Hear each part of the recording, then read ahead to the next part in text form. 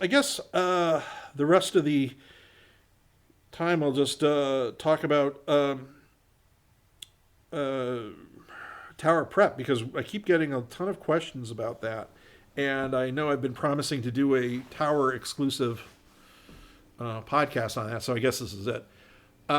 First off, I want to say I'm really grateful for all the fans who watched Tower Prep the first time around and then who kept it alive watching it on, I think it was on iTunes, or they downloaded it or they taped it or something, or whoever is keeping the flame burning on that. Thanks very much. It was a great show to work on.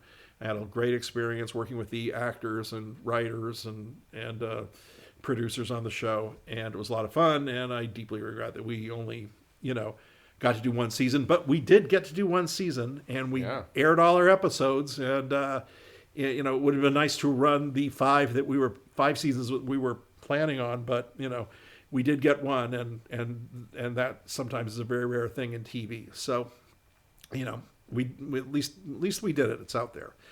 A lot of the fans have asked if the show is going to continue, if there's going to be a season 2 or additional episodes. And I have to say that now, no, there's not going to be. It's really kind of asking for another season of Tower Prep is like asking for another season of Gomer Pyle or Wagon Train or Bonanza or something. It's gone. It's lost to the ages of TV. It's not coming back. And the reasons for that are kind of clear and yet vague at the same time. I never really got a definitive reason from Cartoon Network as to why it was never coming back. I heard, there were various kind of answers that ranged from it's a very expensive show for us to do, which I can understand. It was an expensive show for Cartoon Network to produce. I know it did not get the ratings they wanted. I know that I think the most likely reason was that when they announced they were going into live action drama for boys, which was their mandate at the time back in 2009, 2008, around there, that this was a place they wanted to be. They had looked at Disney and they had looked at Nickelodeon, and they said, Disney has a girl sewed up. Nickelodeon has, the comedy shows they're doing. There's nothing really that's exciting, that's adventure-filled for boys. We want to get that market because we believe there's a market for it. And they had made the decision to go into live-action programming, and, this was counter of their name, which is Cartoon Network. And that was, from the get-go, when they announced their plans, the kid fans, and as well as cartoon fans, were in an uproar saying, "You're Cartoon Network.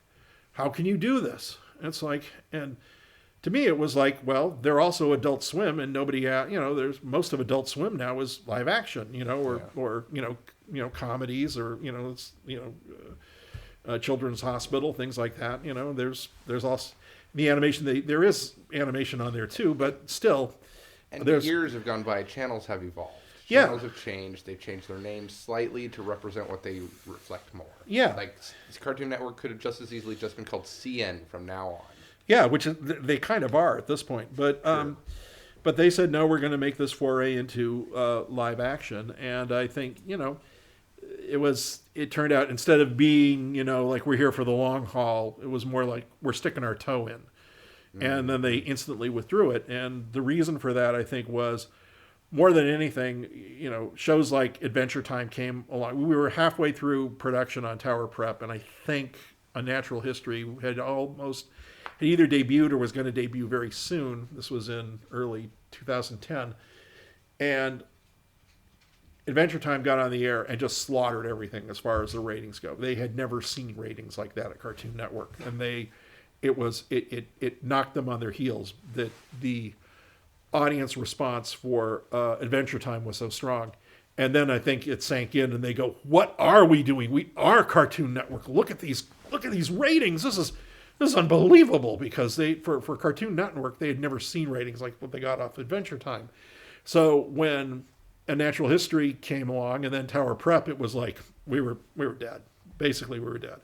Even in light of the fact that the Cartoon Network people were saying, "Oh no, we're still season 2 and season 3, and we're very committed to what we're doing." But it was just like I think Regular Show and a bunch of all the other shows they did were performing very strongly, and they realized, we just can't. We're not. What are we doing in live action? So, the handwriting was on the wall then, and it's sort of like, well, we'll run these shows and then we'll bury them, and it never happened as far as we're concerned. And I think the fact that the shows were well received and they were growing only sort of fueled their decision to get them off the air as soon as they could. And because it's like, we got to get back to what we're doing here. At this point, we're not even paying attention to that stuff. We need, what's the next Adventure Time? What's the next regular show? And I know that there was a write-in campaign started by the fans for both series. And I kept hearing, they ignored my letter. What are they doing? And it's like, well, they've hunkered down for the long haul. They've made a commitment. They're going back and they're doing cartoons, and not just cartoons. They want to do, the ones that are getting them good ratings, because at the same time Symbiotic Titan came out, and that was Gendy Tartakovsky's show, and that was a wonderful show. I mean, beautiful and everything, but it had, again, it kind of skewed older. And Cartoon Network said, we don't want to be there. We want young. We want goofy. We want non-linear storytelling. We want, storytelling that is very much of, Regular Show, Adventure Time. This is us. This is where we are, and we're not changing. And that's it. Sorry. And it was disappointing because we had a lot of families watching, we had a lot of girls watching, but again, that was a mark of failure to them. It's like, no, boys like action, they like goofy comedy, they like nonsense, girls like mystery, they like secrets, and we don't want that. We're the boys action Cartoon Network. So that's what they realized, and they've profited handsomely by that from Adventure Time and regular shows, so you can't really say they were wrong. But that did leave everything else in the lurch. So that leads me to the next question I get a lot is why doesn't Cartoon Network sell it? Well, they don't sell anything. They don't. If they own it, it's their property, and they won't sell it. It's a resource for them. They aren't that old of a company, too, so I imagine a lot of their properties they consider as a value as a library. Yeah. Yeah, I mean, even if they aren't going to use it, it's their library. Yeah, and the other thing is, who are they going to sell it to? I mean, nobody is interested in it. I mean, the bottom line is, I've heard from a lot of fans who have great ideas, and they all say, where it would be great? Sci-Fi Channel. Where it would be great? ABC Family, or TNT, or some place like that. Yeah. Those would have been great choices. And for a while, I was hoping we would actually get on another Turner station, and they would kind of co-run it. Like they'd run it on Cartoon Network, and then they would run it on TBS, or I don't even know what the Turner stations are anymore. But I knew that what Disney was doing was they would run things on ABC Family, and then they'd run it on Disney, and then they'd run it on ABC Saturday Morning. They once they had a hit, they would run it all places. Like Phineas and Ferb, I think, is running completely all over Disney at all the time, regardless of what channel it was originally designed for. But it never went beyond, Tower never went beyond Cartoon Network, and very few people saw it. There was no promotion on it as far as in the mainstream. Very, very little when the show premiered. Even to the point where people who are very savvy in TV, programmers and people at other networks, I ran into them halfway through the show's run, and I'm talking about people who run major networks, and they'd say, "What are you doing since Lost?" And I said, "Well, I have this new show that I created that's on Cartoon Network." And they said, "When's it coming on?" I said, "Well, we ran episode 6 last week. It's called Tower Prep." And they said, "Never heard of it." And these are guys who could tell you what breed of dog Caesar Milan trained last week. These are guys who could tell you, what old movie ran on Turner Classic Movies last night. And there was like nothing. There was like radio silence as far as the promotion goes. So even if we could get the rights to Tower Prep back, it would be like pitching a brand new show to somebody. It would be like taking it to Sci-Fi, and they'd say, nobody at Sci-Fi saw it. I know this for a fact, because because the publicity was pulled way back. And if people knew about it at all, they knew it as a show that ran a couple of times on Cartoon Network, and they quickly canceled it and they yanked it. I mean, it was the times weren't consistent either. I knew friends that had trouble watching it just because of that. Oh yeah, that was another thing. They kept, even though we got fairly good ratings, they instantly moved us around the schedule, and then they didn't rerun us. They said we'll run the show 3 times a week. They ran us once. They never. And a linear show like that, you miss an episode and you feel like you missed a lot. Yeah. I would tell people when to watch, and they would say, "I tried watching. They were running, they were running Scooby Doo." It's like, what a Scooby Doo movie? And it's like, what? And they never announced the time changes, and they kept saying, "Oh, well, we need 6 weeks before a TV Guide will change schedules." And I said, that doesn't sound right to me, but. So that was that, and they burned off the show quickly. They packaged up the last 4 episodes into two-night events and just sort of, and then locked them away. And are they going to re-show them again? No. Why? Why aren't they going to show them again? And it's like, because they can run Adventure Time in those and get better ratings in that same time slot. Also, there's been a year or two with the show is off the air, and there's kind of an interest in seeing it again.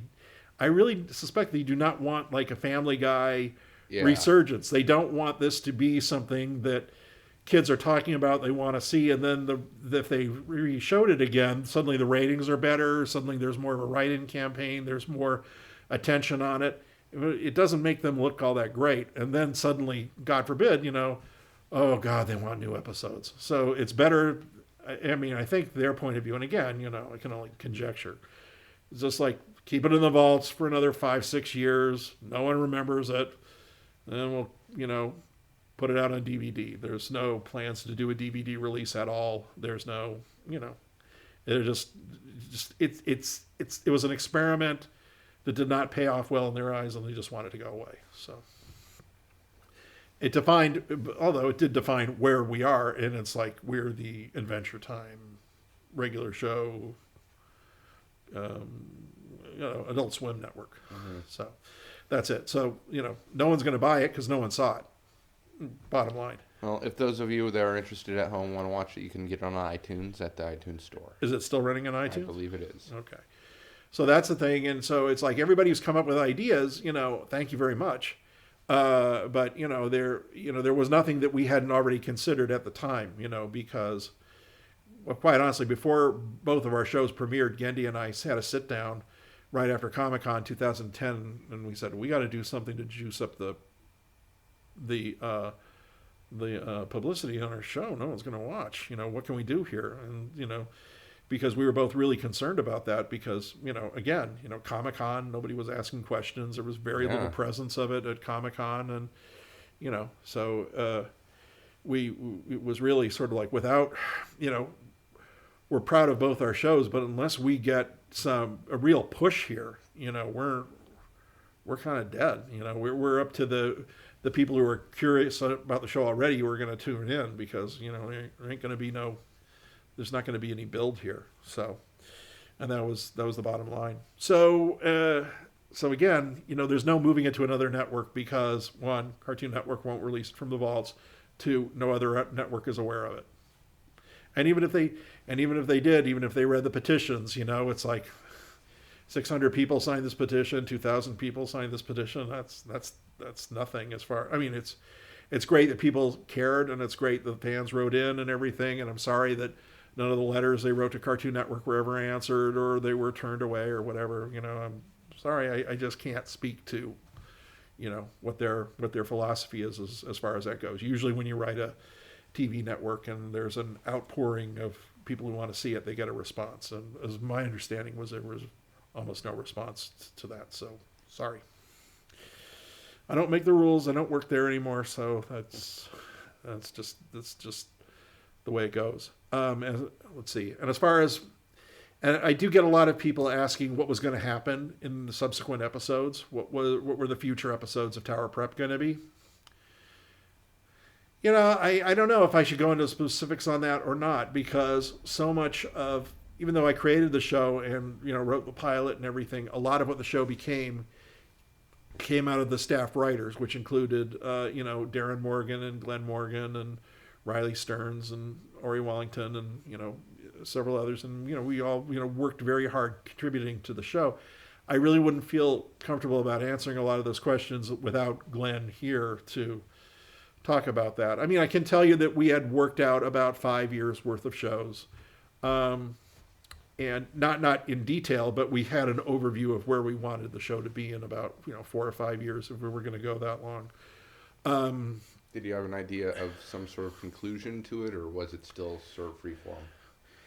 Well, it was always going to be the idea that the school was founded by Cornelius Tower for very altruistic reasons, for the advancement of mankind through kids who had special gifts. That these were the kids who were going to be trained and released to the world kind of in secret to go among people and kind of guide mankind toward a better destiny.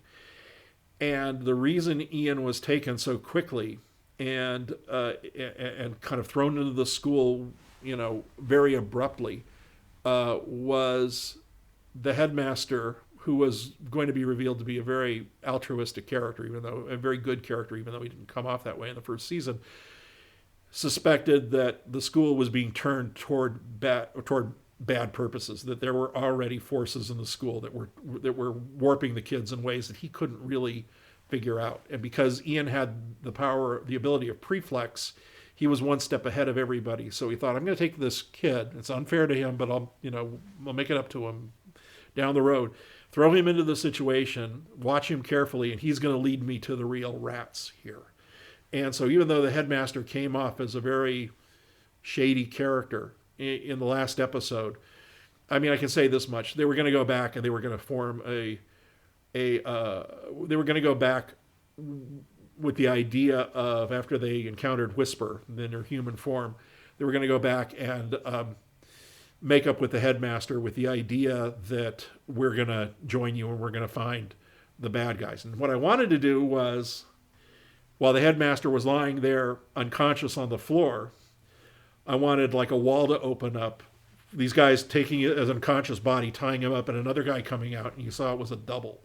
So Ian and the kids would have gone back to the school. They would have said, we've talked to Whisper. We know we know you're on our side. We're willing to work with you. And at that point, he would have hit a button. The gnomes would have swarmed in. They would have blitzed their memory, and they would have been hustled off to West Campus. And then, while we were waiting for the pickup that never happened, it kept more and more time was going. Like it was going to be like longer and longer. Like we were almost like a year beyond where we were going to start production. What I really wanted to do was come out with Tower Prep Season 3 and not do Season 2 at all. That would have been awesome. And the kids had been back for a year, and they were all going through the motions. They were all being good. Ian was like leader of the gnomes and everything, and he was actually hunting down kids who were trying to escape.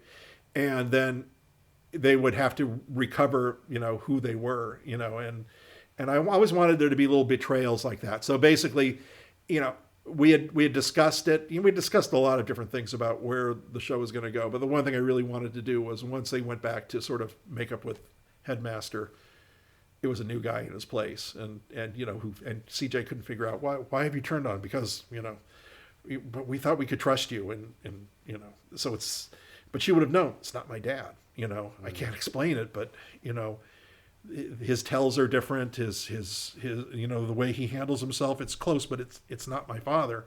And yet, they would all been back to Dr. Specs or whatever, the crazy guy in the lab. I mean, those were some of the ideas. We wanted to do more with Red Fang. We wanted to do a lot more with the broken kids in the woods. These were the kids who ran away, who couldn't take the program.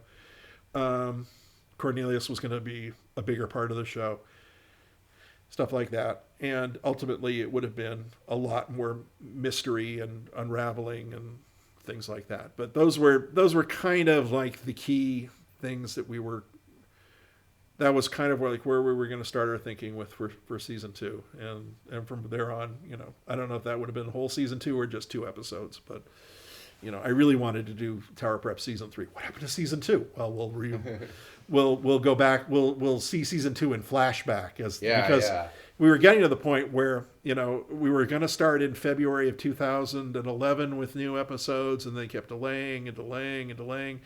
Finally, they were saying September of 2011. We're hoping to start work, and I'm going like, our cast looks great, but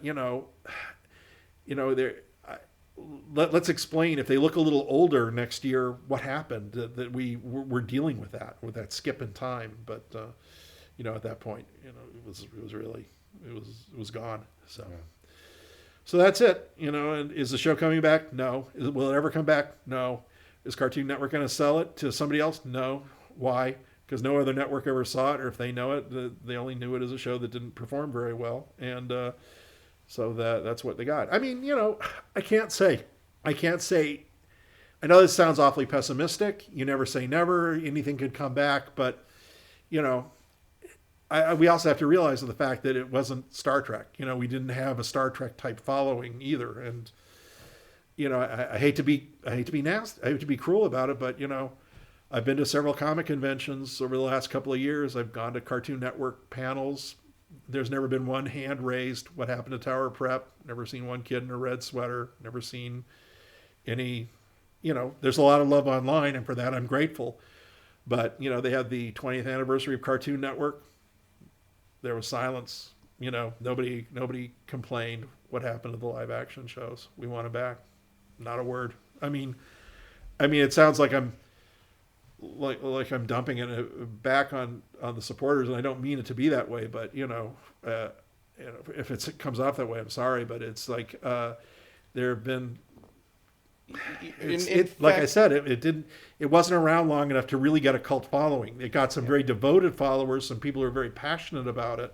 When you're talking about the people who didn't speak up in the conventions, you aren't talking about the supporters. The supporters obviously love it and support it. Sure, the people who got a chance to see it love it. Yeah. The unfortunate truth is not a lot of people got to see it. Yeah, and in a convention situation like that, there are a zillion kids there wearing the little white bear hats, and all they want to talk about is Adventure Time, and that's fine. It keeps Cartoon Network on, but there's, I followed the subsequent, panels and things, and it was all the talk was Adventure Time, regular show, Venture Brothers, stuff like that. So that's how it lays. So, and if they did the show again, would I want to work on it? I don't even know that. I'm doing other stuff, so I'm doing new stuff. So I always will love those characters. I love that setup. I love the show. I love the whole world of it.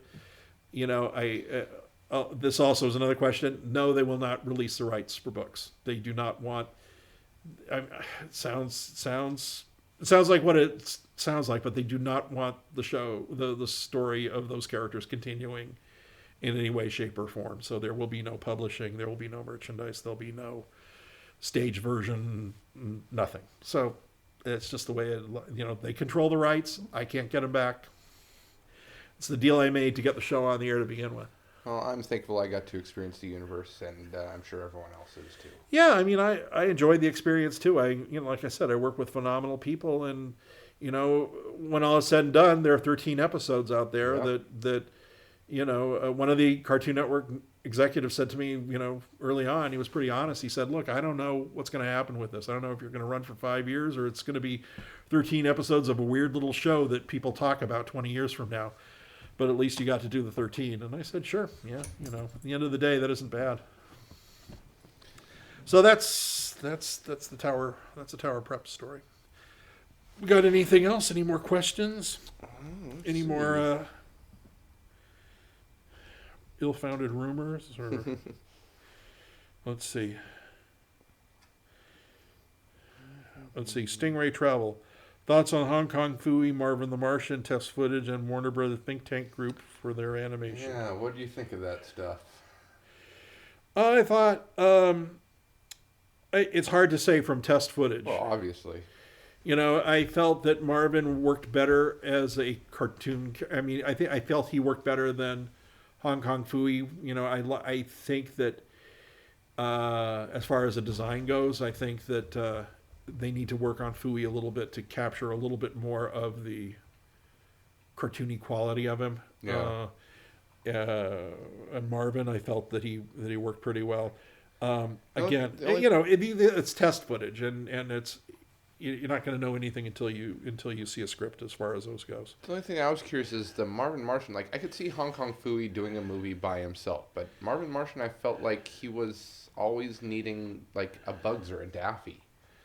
He always needed that foil to somebody to menace. Yeah.